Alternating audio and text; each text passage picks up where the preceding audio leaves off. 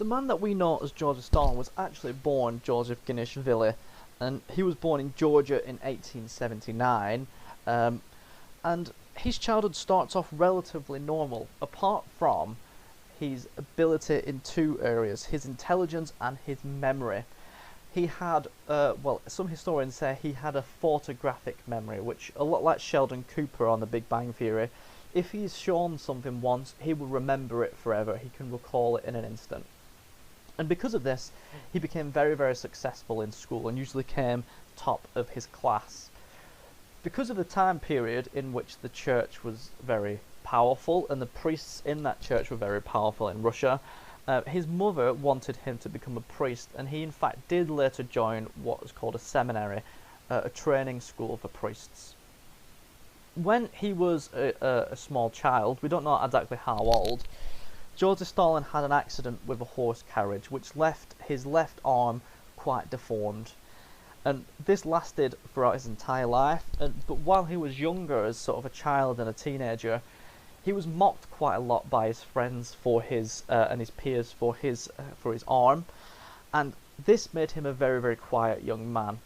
But inside of that quietness, there was a goal and a desire to be respected and to have power, and he set upon getting that through two main ways: by increasing his intelligence to being above everybody else he was around, but second of all, he would use that intelligence in a ruthless manner to get exactly what he wanted, regardless of who it hurt. And these are two attributes that will follow Joseph Stalin throughout his entire life: his incredible intelligence and memory, but his ruthlessness as well. In 1898, Joseph Stalin, Joseph Ginishvili, was in the seminary, and he was introduced by some of his friends to the ideas of Karl Marx, the ideas of communism, and he was immediately hooked. And it only took about 6 months before Joseph Stalin had decided that the church was no longer for him, that he'd found a new church in communism, and he left the seminary, and became a revolutionary for the communist cause. The period of 1899 to 1917 is a little bit more vague for historians because we know what he was doing, but we don't know exactly what he was doing. And the main reason for that is because he changed his name so often. He changed his name because, a lot like Robin Hood, the story in England, where Robin Hood would steal from the rich and give to the poor, Joseph Stalin created a gang, and he would go around with guns, and he would rob banks. He would kidnap mainly women and demand money for their release, and he would also go around towns and blackmail officials to then give money to the Communist Party. So he would steal from local people, and he would give that money to the the Bolshevik Party in Russia, to sort of help spur this communist revolution. When you're doing those sorts of stuff, the police are obviously going to become looking for you, and he became known as quite a famous outlaw in Georgia and southern Russia. And you need to change your name. The police are looking for someone called Joseph Ginishvili, so he changed his name to things like Koba is one of the names he changed it to. During this period, around about 1915, 1916, Joseph Stalin became his full official name, and if you want to translate that into Russian, Stalin, Stal means steel, and in is just kind of translated to man. So Joseph Stalin, the man of steel, is a rough translation.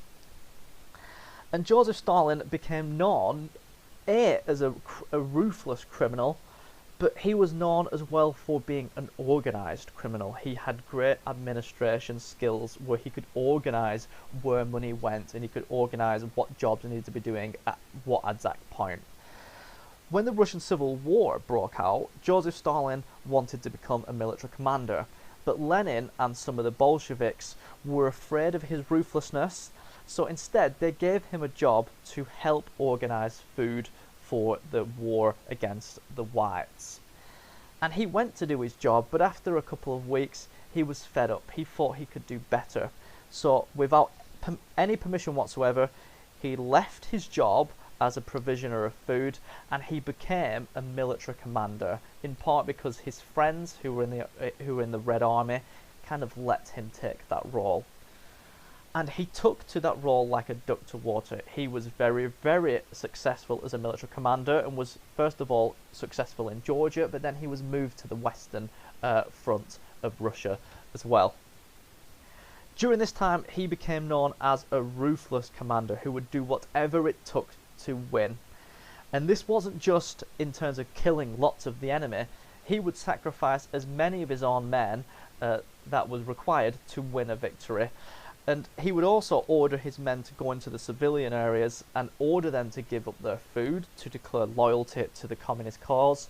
And if they said no, he ordered his men to kill the peasants and to kill their family, take their food and burn their house. His effectiveness as a leader made him popular amongst the people, but it made him kind of people in the Bolshevik Party was very afraid of his ruthlessness.